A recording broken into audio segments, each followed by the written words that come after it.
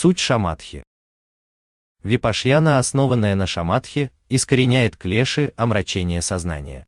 Зная это, сперва устремись к шамадхи. Шантидева, Бодхичарья Аватара. Достижение шамадхи – это дверь, ведущая к обретению всех благих качеств, таких как высшие формы сверхчувственного восприятия, сверхобычные физические способности, а также различных видов однонаправленного сосредоточения. Но что гораздо важнее, такой ум представляет собой основу достижения пути ариев, благородного восьмеричного пути, на котором обретается прямое постижение пустоты, шунья. Но моральное качество ума, достигшего состояния шамадхи, тем не менее остается неопределенным, то есть не является ни благим, ни вредоносным, хотя он и является общей основой для всех благих качеств, как внешних, так и внутренних. И хотя само по себе это состояние не содержит каких-либо благих устремлений, будучи основой различных благих качеств, шамадха очень важна и полезна. Далай-лама, Махамудра традиции Гелук-Кагью. Многие западные авторы книг по йоге и медитации пускаются во всевозможные развернутые психологические и даже психотерапевтические экскурсы о том, как бороться с негативными эмоциями, негативными мыслями и так далее. Восточная медитация не про это. Медитация самадхи-шамадха, если выполняется правильно, сама по себе является мощнейшей трансформирующей сознание психотехникой, пусть и косвенным образом, но зато самым надежным способом в долгосрочной перспективе. В то время как психотерапевтические подходы пытаются всего лишь временно перераспределить имеющиеся психологические ресурсы и энергию без наращивания их общего количества. Практика шамадхи ведет именно к их увеличению, и притом очень существенному, при условии продолжения регулярной практики. Единственная задача медитатора – следовать предписаниям по достижению шамадхи. Это относится к устранению отвлечений ума, то есть прекращению мыслей, и к удерживанию ясности, собранности ума, то есть избеганию утопания ума, предремотной потери ясности и собранности ума. Все остальное во время медитации, даже правильные мысли, это очередные отвлечения ума, препятствующие практике.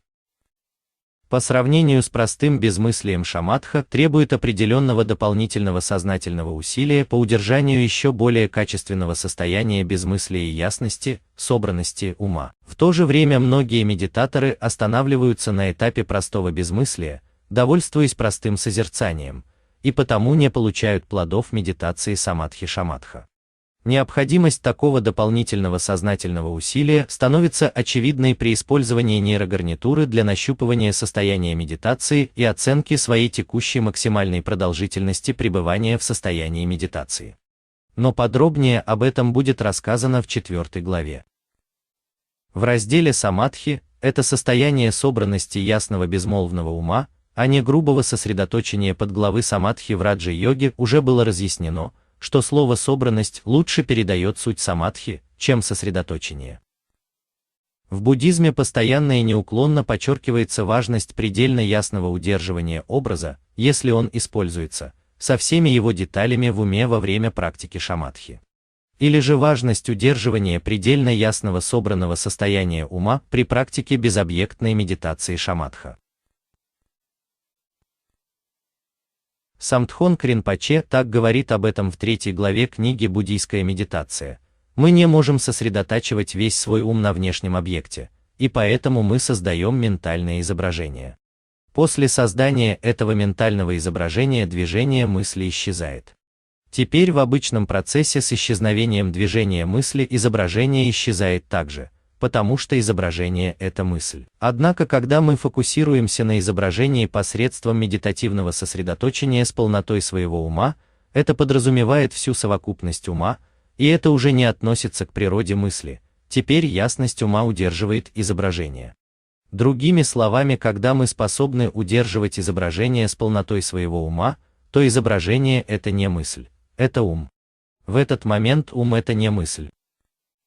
Именно это буддийское упражнение безмысленного удерживания ментального образа во всех его подробностях с максимальной ясностью и точностью и позволяет буддистам Махаяны, без использования каких-либо устройств, в том числе косин и даже нейрогарнитур, достигать того самого состояния собранности, неутопания безмолвного ума, то есть пребывание в состоянии шаматхи. Оно сопровождается сильным доминированием альфа-ритма над любыми другими ритмами мозга, и это наглядно показывают исследования ученых-нейрофизиологов, подробнее в 4 главе.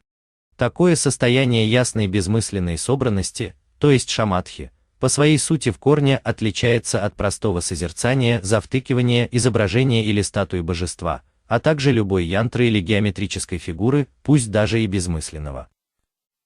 Важность этого упражнения безмысленной, тщательной, яркой визуализации ментального образа во всех его подробностях, в качестве предписания для входа в состояние шаматхи. Доступного без каких-либо технических средств и приспособлений, сложно переоценить.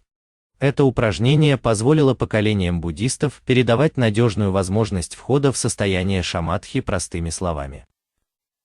Именно буддийская шаматха с ее 8-9 дхьянами ступенями, соответствующая 8-й ступени буддийского благородного восьмеричного пути, правильная самадхи, самьяк-самадхи, наряду с йоговским самадхи-йога-сутр, и является тем, что должно называться собственно медитацией в том обобщенном смысле, который в нее вкладывают на Западе, психотехника, вызывающая ускоренное трансформирующее развитие сознания. Именно самадхи является последней 8-й ступенью и 8-часной йоги Патанджали, и благородного восьмеричного пути буддизма. Разница между предельно кратким описанием состояния самадхи у Патанджали и столь развернутым описанием 8-9 дхьян шамадхи в буддизме имеет и свои плюсы, и свои минусы.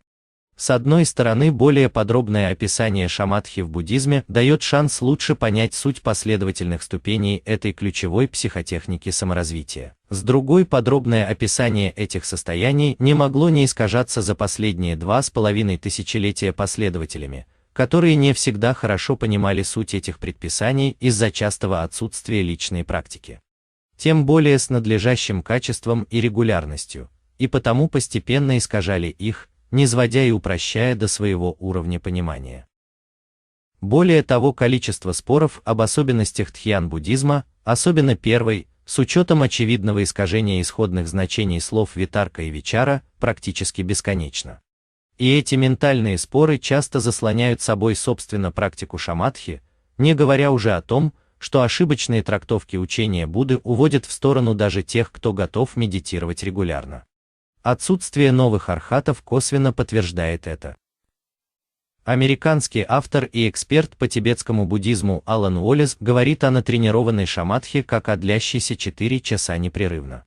И хотя эта продолжительность несколько отличается от общепринятой в буддийских писаниях продолжительности в четверть дня, то есть 3 часа, а не 4, разница эта в данном случае несущественная. Если кому-то все-таки удастся натренировать 3-часовую шамадху, то достичь ее 4-часовой продолжительности будет несопоставимо легче, чем довести ее длительность до 3 часов с нуля. Кроме того, сам факт достижения впервые такой продолжительности шамадхи – это еще не все, так как затем необходимо практиковать многочасовую шамадху ежедневно. Пока этой энергетической практикой не будет устранена негативная карма и не будут развиты новые сверхпроницательные Виджнанамая коша, будхи, и сверхмощные Анандамая коша, самбхагакая, когнитивные инструменты, которые и приведут к йога-реализации и сознанию Будды пробужденного. В зависимости от исходной ситуации и качества практики это может занять всего полгода, а может и растянуться на десятки лет. Шамадха – это наше медитаторское все. Вы можете узнать больше о подлинной практике медитации в раджа-йоге и буддизме из моей книги «Медитация в раджа-йоге, буддизме и нейрофизиологии. Практическое руководство».